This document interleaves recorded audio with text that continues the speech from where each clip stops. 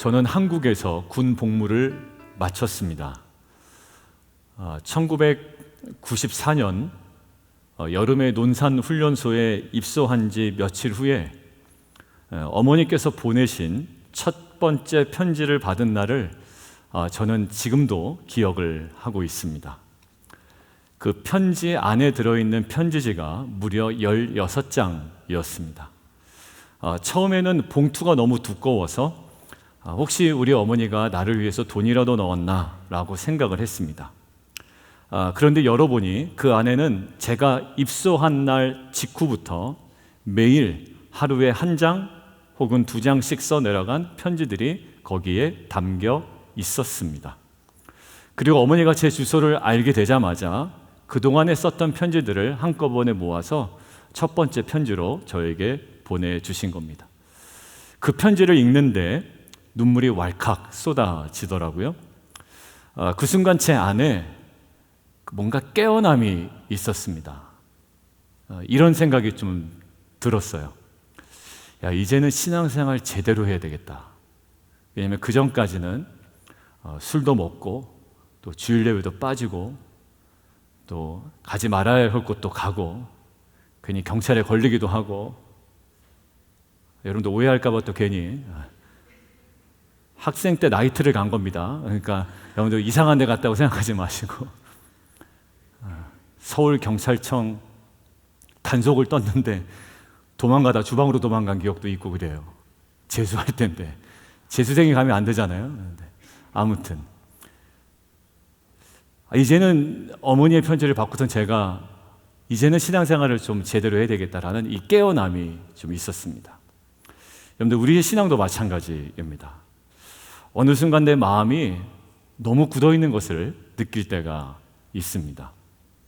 하나님 앞에 서 있는데 감격도 없고 떨림도 없고 간절함도 사라지고 또 사명은 잊은 채로 살아가고 있다는 것을 느낄 때가 있습니다.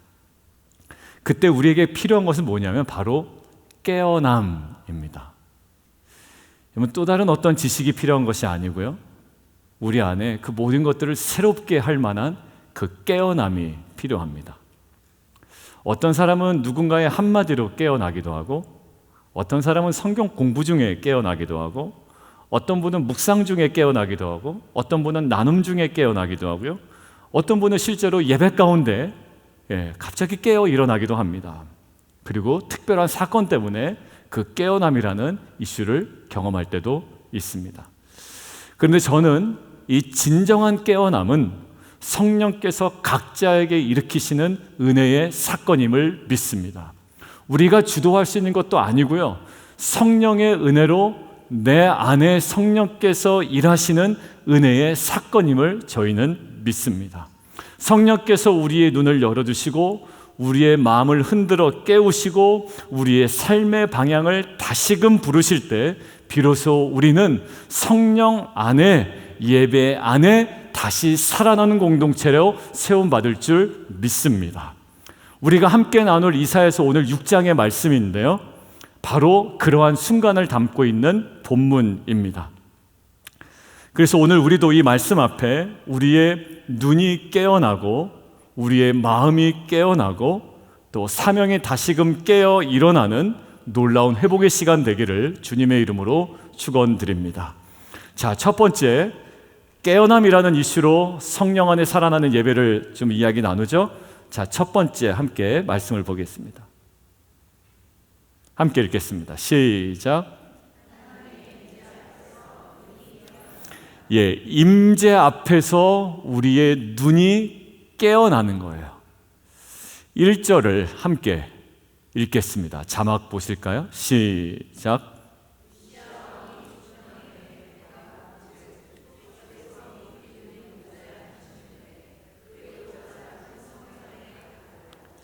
여러분들, 이 장면은 단순히 환상은 아닙니다. 예배 가운데 성령께서 이사야의 눈을 열어주신 것입니다. 이사야는 그동안 수많은 제사에 참여했던 자였고요, 그리고 성전에서 늘 예배해왔던 자였습니다. 하지만 그날 성령께서 이사야를 깊은 예배의 자리로 이끌어 가십니다. 여러분들, 예배에 깊이 들어갔다라고 하는 것의 실체는 뭘까요? 목사님, 저는 오늘 예배 깊이를 경험했습니다라고 할 때 저와 여러분이 그 쓰는 예배 깊이, 그 깊음의 실체는 뭘까요?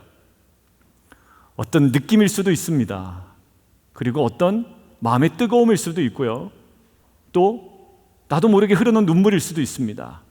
그 모든 것들이 가하나 오늘 본문에 근거하여 깊이 있는 예배, 그 깊음의 실체를 오늘 이렇게 얘기해 보고 싶어요. 이사야에게 하나님의 보좌와 임재가 실제로 보여지기 시작한 것이 이사야 예배의 깊음의 실제였다라는 거예요. 뭐가요? 뜨거운 게 아니라, 눈물이 아니라, 모든 것들이 가하나 오늘 이사야 예배의 깊음의 실체는 하나님의 보좌와 임재가 실제로 눈으로 보여졌다라는 데 있습니다.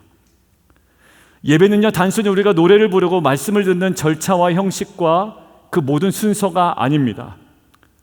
진정한 예배는 성령의 임재 안에 우리의 눈이 열리는 자리인 줄 믿습니다. 이사야서는 오늘 이렇게 얘기해요. 내가 본즉 주께서 보좌에 앉으셨다.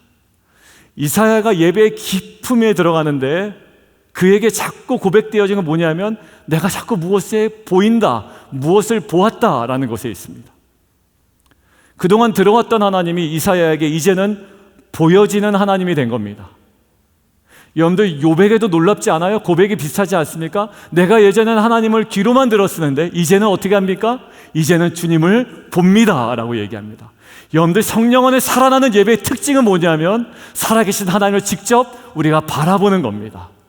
그저 우리가 느낌으로 다가오는 것도 아니고 우리 어떤 눈물로서 표현될 수 있는 것도 아니고 모든 것들을 뛰어넘는 그 보좌에 계신, 그 임재 가운데 계신 하나님을 우리가 눈으로 바라보는 것, 그것이 저와 여러분이 경험해야 되는 예배의 깊이인 줄 믿습니다. 여러분들, 결국 우리의 예배가 살아날 때, 저와 여러분의 예배가 살아날 때 나타나는 일은 무엇일까요? 바로 우리의 눈이 깨어나는 겁니다. 여러분들, 신약 성경의 누가복음에도 엠마오로 가던 두 제자가 다시 예루살렘으로 돌아가거든요. 그들에게 있었던 변화의 핵심이 뭐였나요? 예수님과 대화하면서 그들의 눈이 밝아져 눈이 열리고 눈이 깨어났습니다. 그들이 엠마오로 가던 제자들이 예루살렘으로 과감하게 발걸음을 옮길 수 있었던 핵심이 뭐냐면 성령 안에, 말씀 안에 그들의 눈이 깨어났다라는 거죠. 결국 그냥 알고 있었던 하나님이 우리의 마음의 눈앞에 실제로 다가오는 순간 우리는 예배가 무엇인지를 경험하게 됩니다. 여러분들, 1절 후반부를 보면 이런 표현이 나오거든요. 한번 보겠습니다. 한번 읽을까요? 시작. 여러분들, 이거는 굉장히 상징적인 말인데요. 옷자락이라는 말은 밑에 한번 보시죠. 셈울이라고 하는데 그 뜻은 그냥 옷자락, 천조가리가 아니라 존엄함과 위엄을 상징합니다. 여러분들, 한 여인이 주님의 어디를 만져요? 주의 옷자락을 만지죠. 그의 능력을 사모함으로 그의 존엄함과 그의 위엄 앞에 나아가는 거예요. 단순히 뭐 천조가리 하나 만지는 것이 아니라요, 그의 임재를 만지는 거고 그의 영광을 나아가는 것이고 그분의 능력 앞에 그의 신앙 고백으로 붙든 것이 옷자락을 만지는 사건이었습니다. 여러분들, 지금 뭐냐면 하나님의 권위와 임재가 공간 전체를 덮고 있다라는 거예요. 우리에게는 두려운 상황이고 우리에게는 의심되는 상황이며 때로는 절망적인 상황임에도 성령 안에 살아나는 예배자의 특징은요, 무엇이 보이냐면 절망적인 상황이 아니라 그 모든 상황들을 압도할 만한 하나님의 임재와 영광이 그 안에 온전히 채우고 있는 하나님의 임재를 누리고 있는 것, 또 그것도 우리가 눈으로 바라보는 것, 이것이 성령 안에 살아나는 예배자의 모습, 또 시선임을 믿습니다. 여러분들, 4절 한번 보실래요? 4절 함께 보시죠. 시작. 문지방의 터가 요동하며 성전에는 연기가 충만한지라. 단순한 현상이 아니라 하나님의 거룩 앞에 그 모든 것들이 반응하고 있습니다. 하나님의 거룩한 임재가 있고 그 임재로 말미암아 문지방의 터가 요동하는 겁니다. 마치 빌립보 감옥에서 억울하게 옥살이를 하고 있지만 사도 바울과 실라가 하나님을 찬양하고 기도할 때에 그 옥문이 진동하며 열렸던 것처럼 지금 하나님의 거룩한 임재 앞에 모든 것들이 반응하고 있는 겁니다. 세상이 흔들리고 있습니다. 여러분들, 예배는 그런 자리입니다. 우리는 살아가면서 세상의 문제 앞에 우리가 흔들릴 때가 있습니다. 뉴스를 보고 흔들리고, 자녀를 보고 흔들리고, 부모님의 안타까운 소식을 듣고 흔들리고, 직장을 보고 흔들리고, 우리의 마음이 요동칠 때가 있습니다. 그러나 진짜 흔들림은 하나님의 임재 앞에 내 눈이 열려 내 영혼이 흔들리는 것이 살아있는 예배의 모습인 줄 믿습니다. 그때부터 우리의 신앙이 살아나는 줄 믿습니다. 여러분들, 오늘 우리는 무엇을 보고 있습니까? 문제입니까? 아니면 사람입니까? 아니면 상황입니까? 아니면 저와 여러분이 갖고 있는 상처입니까? 저는 오늘 이 예배 가운데 성령께서 우리의 눈을 열어주시기를 주님의 이름으로 축원합니다. 그래서 하나님의 임재를 보고 그분의 영광을 느끼고 그분 앞에 다시 서는 은혜가 있기를 주님의 이름으로 축원합니다. 그때 우리의 예배는 한 시간의 단순히 종교 행위가 아니라 살아나는 자리, 깨어나는 자리, 성령 안에 다시금 세움받는 자리가 될 줄 믿습니다. 여러분들, 그렇다면 우리 깨어남이라는 이슈인데 성령 안에 살아나는 예배의 특징이 임재 앞에서 우리의 눈이 깨어나는 거였어요. 자, 두 번째 깨어남은 뭘까요? 한번 읽어보겠습니다. 시작. 여러분들, 눈이 열려요, 이사야가. 그리고 하나님의 보좌와 임재를 봅니다. 그것들을 보고 뭐라고 고백할까요? 우리 지난주에 오로라 이야기를 했잖아요. 오로라를 보면 뭐라고 고백할까요? 야, 멋지다 라는 고백이 튀어나올 거예요. 자, 하나님의 보좌와 임재를 본 이사야가 뭐라고 고백할까요? 자, 다음입니다. 함께 읽겠습니다. 시작.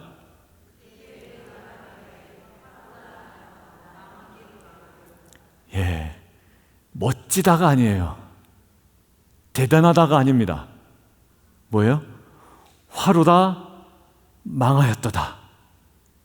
여기가 진짜 예배의 시작입니다. 우리는 예배에 너무 낭만적으로 나오죠. 그리고 부담 없이 나옵니다. 그리고 예배를 들어서 뭔가 될 것처럼 생각합니다. 예배 받았던 느낌이면 내 어려웠던 비즈니스도 풀리고 일터의 문제도 풀리고 모든 것들이 만사형통할 것 같은, 근데 그 모든 것들도 하나님께서 더하시지만 그분의 임재와 영광과 현존 앞에 우리가 먼저 경험해야 되는 사건은 뭐라고요? 우리 죽었다라는 거예요. 망하였도다. 여러분들, 그는 선지자였습니다. 누구보다 경건했던 자였고 누구보다 신실했던 사람입니다. 그런데 하나님의 거룩 앞에 서는 순간, 하나님의 거룩 앞에 서는 순간, 선지자였지만 신실했던 자였지만 그가 입으로 터져 나온 말은 뭐냐면 나는 끝났다입니다. 여러분들, 망하게 되었도다. 우리 히브리어 한번 보겠습니다. 다마라는 히브리어입니다. 이것은 단순히 좀 낙심했다 아니면 좌절했다가 아니라 어떤 것을 이야기하냐면 내가 완전히 끊어졌다, 무너졌다, 그리고 내 존재가 멈췄다라는 고백입니다. 그러니까 완전히 붕괴된 상태예요. 여러분들, 성령 안에 살아나는 예배의 모습은 어떤 거라고요? 하나님의 거룩을 직면했다면 우리의 뭐가 튀어나와요? 우리 망했다, 나는 끝났다, 무너졌다라는 고백이 튀어나오는 그 자리가 성령 안에 살아나는 예배, 거룩 앞에 선 예배자의 참된 모습임을 믿습니다. 아무런 부담 없이 오늘 예배 잘 들었으니 이제 앞으로 일주일의 삶은 만사형통할 거야 라는 나의 강렬한 원함을 가지고 돌아가는 것이 아니라 하나님의 거룩을 대면한 인간의 모습은 우리 망했습니다, 나의 존재가 멈췄습니다 라고 고백하는 자의 모습이라는 거예요. 여러분, 이사야는 왜 이렇게 고백했을까요? 5절 함께 보겠습니다. 함께 보죠. 시작.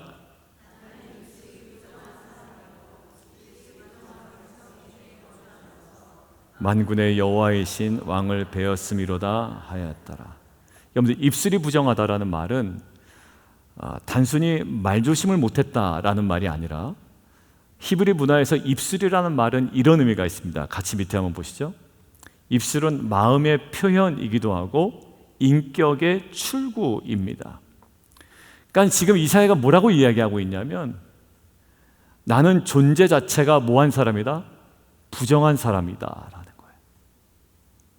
지금 하나님의 거룩 앞에 서보니 이사야의 고백은 뭐밖에 안 나와요? 나는 부정한 사람이다 라는 고백밖에 안 나오는 겁니다.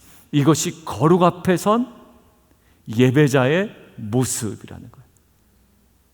하나님의 거룩 앞에 섰는데 하나님 좀 거룩하시다, 아름답다, 참 교회 분위기 좋다의 수준에 머무는 것이 아니라 하나님의 거룩 앞에 선 자의 온전한 모습은 자신의 죄를 직면하고 부정함을 고백하는 자의 모습이라는 거예요. 여러분들, 오늘 이사야의 고백에 뭐라고 나와 있냐면, 나는 입술이 부정한 사람, 나는 입술이 부정한 사람이요 나는 입술이 부정한 백성 중에 거주했다라는 거죠. 그러니까 이사야의 고백이 뭐냐면, 자신만 부정한 것이 아니라 지금 자기가 살고 있는 세상 전체, 민족 전체가 부정하다는 것을 깨닫게 된 겁니다. 여러분들, 공동체가 좋을 때 분위기 보시면 지금 우리 공동체가 여전히 하나님 앞에 나아가지 못하고 있음에 대하여 함께 모여 통회하며 또 회개하며 겸손하게 나아갑니다. 근데 망하는 공동체의 특징은 뭐냐면 다 잘났대요. 내가 제일 수고했고, 내가 제일 잘났고, 나는 그래도 큐티 매일 빠지지 않으니까 나는 그래도 괜찮은 사람이고. 여러분들, 아니에요. 여러분들, 진짜 거룩은 어떤 거냐면, 거룩한 열매가 있어서 거룩을 주장하는 자가 아니라 내가 거룩하지 못함을 알고 거룩에 대하여 애통하는 자가 진정한 거룩한 자의 모습인 줄 믿습니다. 여러분들, 요한일서에서도 그런 말이 나오죠. 자신이 죄 없다고 얘기하면 그거는 자신을 스스로 속이는 자래요. 근데 자신의 죄가 있다고 고백하면 주는 미쁘시고 의로우사 우리의 죄를 사하시며 모든 불의에서 깨끗게 하신다라는 거예요. 여러분들, 결국 이사야는 그동안의 선민의식 속에 살았을 겁니다. 우리는 하나님을 아는 민족이다, 우리는 율법을 지키는 사람이다, 우리 교회는 큐티를 한다, 우리는 나눔 방도 활발하다, 나는 심지어 그 큐티 나눔 방에 매주 한 번도 안 빠진다. 그러나 그 모든 것들이 거룩 앞에서 우리가 당당할 이유는 아닌 거예요. 왜냐하면 그것이 우리의 거룩의 모습은 아니기 때문에 그렇습니다.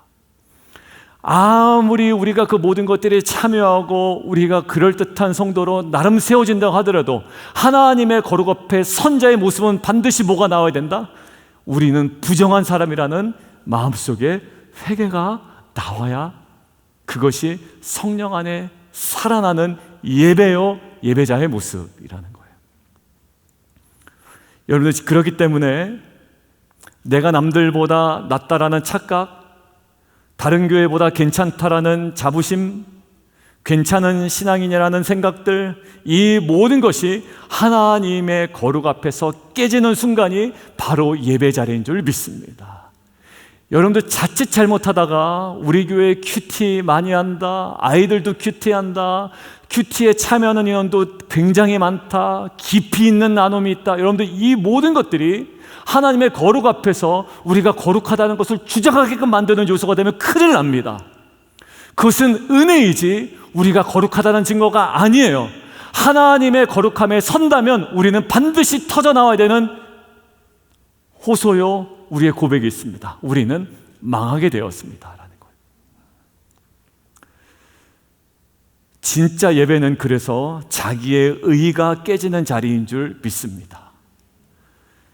여러분들 예배 드리다 보면 자기에게 만족이 되는 몇 가지 말씀이 되면 자기를 강화시켜서 예배 바깥으로 나가는 경우가 있거든요. 여러분들 기독교 신앙의 가장 핵심 뭐냐면 자기 강화가 아니라 자기 부인인데, 오늘 목사님 말씀 중에 평소에 내가 생각하던 것과 맞는 것 몇 가지를 딱 잡아다가 그래 평소에 내가 맞았지, 그래 힘있게 살아보자, 자기 강화를 시켜서 나가시는 경우가 가끔 있어요. 기독교의 핵심은 뭐다? 자기 부인입니다. 오늘도 말씀 앞에, 그 임재 앞에 우리가 서서 하나님의 거룩 앞에 나의 온전하지 못함을 고백하며 나아가는 거예요. 여러분들 거룩한 하나님을 볼 때 내 죄가 드러나고 내 부끄러움이 낱낱이 보여지기 시작할 때 그게 바로 성령의 역사인 줄 믿습니다. 여러분들 우리가 신앙생활을 오래 하다 보면 기도는 늘 하고 예배는 드리지만 오히려 죄에 대한 민감함은 무뎌지기 쉽습니다. 최근에 너무 좋아요. 우리의 나눔도 너무 좋고 우리의 구성원들도 너무 좋고 끈끈하고 친목도 도모하고 너무 좋아요. 너무 좋아요. 너무 좋은데요, 더군다나 헌신까지 해요. 근데 그것들이 하나님의 거룩 앞에서 우리가 죄인임을 고백하지 못하도록 하는 요소가 되면 안 된다라는 거예요. 여러분들 점점 헌신하면 할수록, 묵상이 깊어지면 깊어질수록, 나누면 하면 할수록 실제로는 우리의 회개는 더 점점 깊어져야 됩니다. 그것이 거룩의 모습이에요. 우리가 예배를 더 깊이 드릴수록, 우리가 더욱더 기도할수록, 더 제대로 헌신할수록 우리의 회개는 더 깊어져야만 돼요. 근데 잘못된 신앙은 뭐냐 하면 내가 신앙생활하고 내가 헌신하고 나의 영적인 여러 가지 활동들을 통해 점점 회개가 줄어드는 겁니다. 근데 성령께서 우리 마음에 임하시면 다시 민감해지기 시작합니다. 그래서 성도의 거룩한 모습은 거룩한 행위의 열매가 아니라 거룩하지 못한 자신에 대한 애통하는 모습이 진정한 거룩임을 믿습니다. 이것이 지난주 여성직위 모임 때 사모님과 함께 나눴던 어떤 맥락에서의 나눔이라고 하시더라고요. 그동안에 우리의 좋음과 은혜와 감사와 많은 것들이 있지만 어느덧 민수기를 묵상하다 보니 우리 안에 진정한 깊은 회개가 사라지고 있다라는 거예요. 여러분들 성경의 마태복음의 팔복에서 뭐가 있었죠? 애통하는 자가 복이 있다. 그는 어떻게 돼요? 위로를 받을 거래요. 근데 그 애통이 어떤 애통입니까? 죄에 대한 애통이에요. 하나는 개인적인 죄, 또 하나는 공동체적인 죄. 여러분들 애통하는 자가 복이 있습니다. 우리 교회는 이제 거룩해졌어. 성도들 몇몇 봐봐. 헌신하고 섬기고 온유하고 겸손하고 말씀에 깊이가 있고 나눔도 있고. 여러분들 그래도 우리는 본질적으로 죄인입니다. 여러분들 개인의 죄와 공동체의 죄와 빛과 소금 교회 아직까지도 뿌리 깊게 해결되지 못한 죄악들을 가지고 애통이 하는 공동체야말로 성령 안에 살아나는 예배 공동체의 모습인 줄 믿습니다. 회개할 거리가 사라졌다고 하는 것은 우리 안에 자개기만의 옷을 입었다라는 거예요. 저와 여러분의 마음이 오늘 다시 깨어 일어나기를 원합니다. 나는 괜찮은 사람입니다 라는 마음이 아니라, 주님, 나는 입술이 부정한 사람입니다. 나는 용서 없이는 설 수 없는 자입니다. 이러한 고백이 다시 저와 여러분에게 회복되기를 주님의 이름으로 축원드립니다. 여러분들 진짜 닮고 싶은 사람들의 모습을 보면 항상 애통해하는 모습이 사실 있었던 것 같아요. 근데 우리가 딱 그 사람 처음에 존경하다가 딱 정내미가 떨어질 때가 언제냐면 기고만장할 때, 큐티 나눔 좀 한다고, 말씀 좀 제대로 나눌 줄 안다고, 목회 좀 한다고, 성도 늘어났다고, 뭔가 자신만만하고 기고만장하고 뭔가 겸손한 일이라는 것은 점점 사라질 때, 그것이 자기의 신앙의 성숙이라고 뭔가 강조하고는 싶지만 죄에 대한 애통함이 사라진 공동체는 성령 안에 살아나는 공동체가 아니라 성령이 떠난 죽어가는 공동체요 성도의 모습인 줄 믿습니다. 사랑하는 성도 여러분, 저와 여러분을 나는 예수의 피로 구원받았는데 왜 자꾸 애통해하라고 하느냐? 그거는 구원파 얘기고요. 우리는 사도 바울이 로마서 7장에서 고백한 것처럼 여전히 내 마음의 두 가지 법이 싸우고 있는 것에 대한 애통함이 살아있어야 될 줄 믿습니다. 그것이 하나님의 거룩 앞에 선 우리의 애통하는 자의 모습이 나타난 성령 안에 살아나는 예배 공동체의 모습인 줄 믿습니다. 저와 여러분의 마음이 굳어있지 않나요? 누구보다도 말씀을 잘 알고 오래 믿었고 심지어 직분도 있고 사람들에게 때로는 칭찬도 받습니다. 나 당신과 함께 하고 싶어요. 당신과 함께 말씀을 나누고 싶어요. 그러면 자기가 정말 대단한 사람 된 것 같아요. 제가 옛날에 그랬어요. 제가 이전에 사역하기 전에 온누리교회 있을 때 저랑 이렇게 나눔하기를 원해요. 그러면 이게 기분이 너무 좋은 거예요. 근데 그것과 하나님의 거룩 앞에서 나는 죄인이라는 고백은 전혀 다른 길입니다. 그것이 내가 거룩하다라는 증거는 아니에요. 그리고 내가 망했다라는 고백을 못할 이유는 되지 않아요. 우리는 반드시 하나님의 거룩 앞에 나는 멈춰진 존재입니다. 화로다 나는 망하였다라는 이 고백이 늘 끊이지 않는 성령 안에 살아나는 예배 공동체와 성도의 모습을 회복해 나가는 저 여러분 되기를 주님의 이름으로 축원합니다. 세 번째, 깨어남이라는 이슈로 세 번째인데요. 함께 읽겠습니다. 시작. 여러분들, 그럼 우리가 망했다라는 고백 이후에 어떤 또 깨어남이 있어야 될까요? 망했다라고 고백하는 이사야를 하나님께서 회복시키는 장면이 있습니다. 우리 6절 함께 보겠습니다. 시작.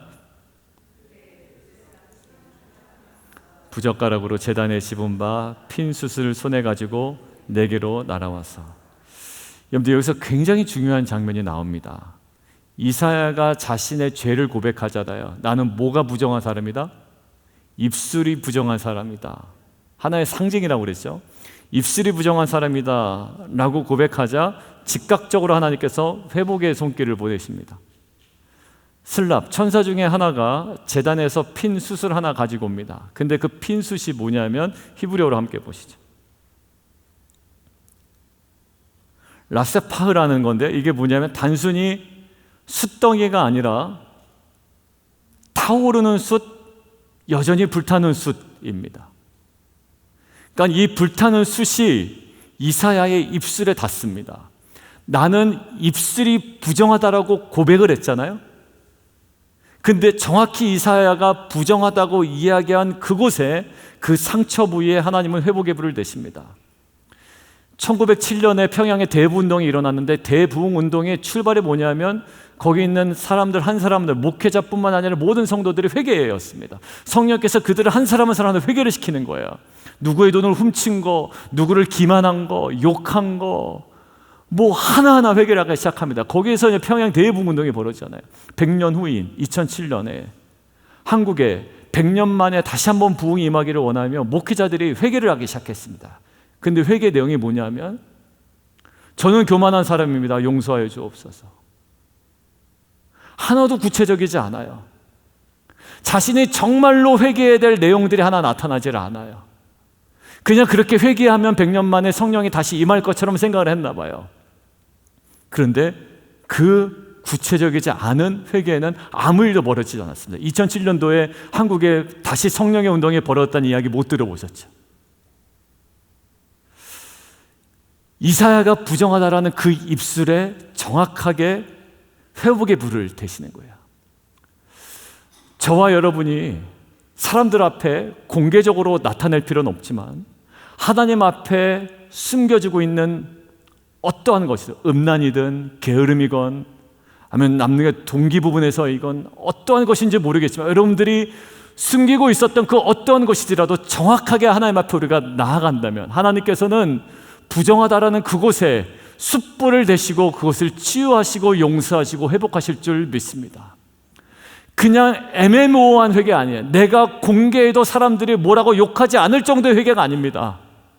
주님, 저는 교만합니다. 여러분들 교만하지 않은 사람 없어요. 주님, 저는 욕심쟁이입니다. 여러분들 그런 회개는요, 그냥 다 할 수 있는 거예요. 누구도 빠져나갈 수 없는 회개죠. 그러나 여러분들 뒤에서 얘기한 것들, 생각한 것들, 그리고 우리 안에 해결되지 않는 정욕들, 음란들, 그리고 모든 게으름들 하나하나들 중에 우리에게 회개할 것들 하나님 앞에 나아가는 거예요. 그런데 그 부정하다고 한 그 지점에 숯불을 대시고 치유하시고 회복하십니다. 뭐라고 하시냐면 이렇게 얘기합니다. 함께 읽겠습니다. 시작.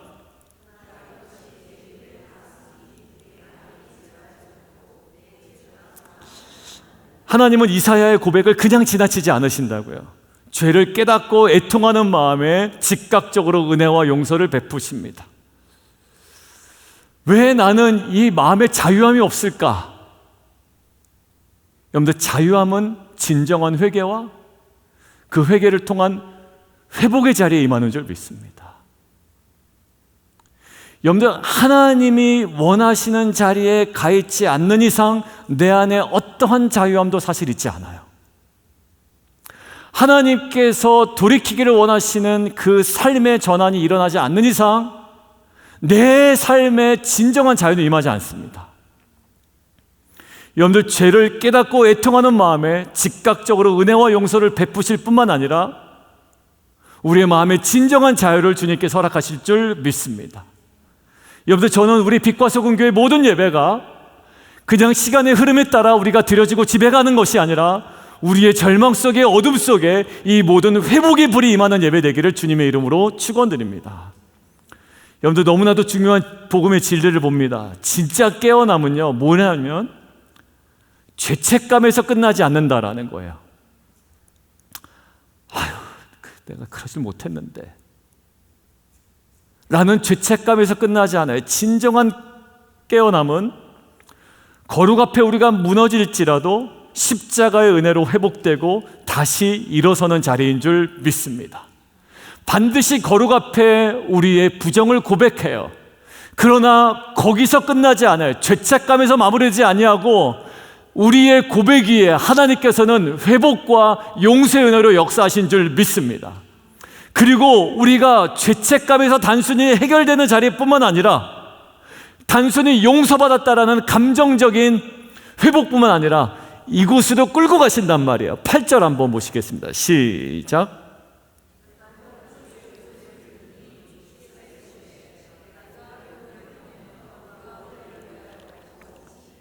그때 내가 이르되 내가 여기 있나이다 나를 보내소서 하였다니.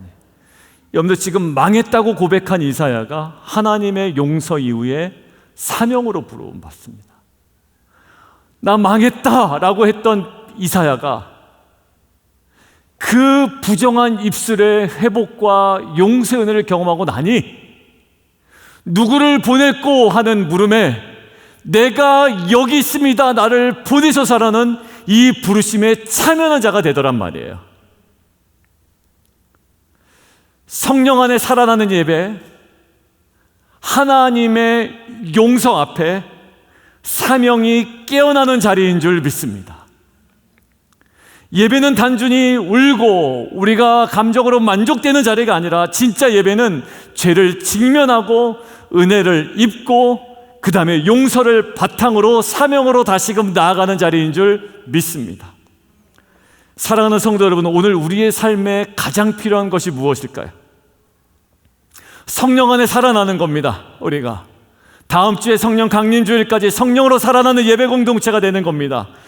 여러분들, 우리는 그러나 지쳐 있을 수도 있고 상처받을 수도 있고 지금 무기력한 신앙생활을 청산하지 못하고 연명하며 버티고만 있는지도 모르겠습니다. 그런 우리에게 성령께서 오늘 말씀을 통해 다가오십니다. 너 죄 사함을 받았다. 이제 다시 일어나라. 내가 너를 부른다라고 말씀하십니다.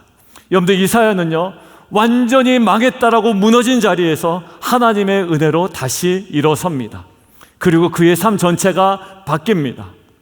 여러분들, 오늘 이 자리에서 우리 사랑하는 성도 한 분 한 분이 이사야처럼 다시금 일어나고 회복되는 귀한 예배자가 되기를 주님의 이름으로 축원합니다. 하나님의 용서 앞에 새로운 사명이 깨어나기를 주님의 이름으로 축원합니다. 오늘 말씀 마무리하겠습니다. 오늘 우리는 이사야 선지자의 예배 속에 깨어남의 여정을 함께 걸었습니다. 첫째, 하나님의 임재 앞에 눈이 깨어납니다. 높이 들린 보좌에 앉으신 주님을 보고요, 그리고 그분의 거룩하심에 압도당합니다. 살아있는 예배는요, 우리의 눈이 깨어나는 예배예요. 안 보입니다. 그러나 누가복음에서는 엠마오로 가던 제자의 눈이 열리니까 그들의 인생의 걸음의 방향이 바뀌어버립니다. 두 번째, 성령 안에 살아나는 예배, 이 깨어남의 두 번째는요, 하나님의 거룩 앞에 우리의 마음이 깨어나는 겁니다. 우리 안에 죄와 부정하기 선명하게 드러납니다. 그러나 나는 망했다고 울부짖는 우리의 고백을 외면하지 않으시고 용서하시고 회복시키십니다. 셋째, 용서 앞에 우리의 사명이 깨어납니다. 그리고 성령께서 핀 숯으로 우리의 상처를 만지십니다. 그리고 다시금 여기 있습니다, 나를 보내주십시오 고백하는 예배자요 사명자로 일으키십니다. 저는 빛과 소금 교회 모든 예배가 한 번의 감동으로 끝나지 않고 우리의 삶 전체를 깨우는 성령의 역사되기를 주님의 이름으로 축원드립니다. 우리의 영혼이 깨어 일어난다면 이 깨어남은 우리의 가정과 공동체, 그리고 각자의 일터와 세상을 다시 일으키는 주님의 놀라운 능력이 될 줄 믿습니다.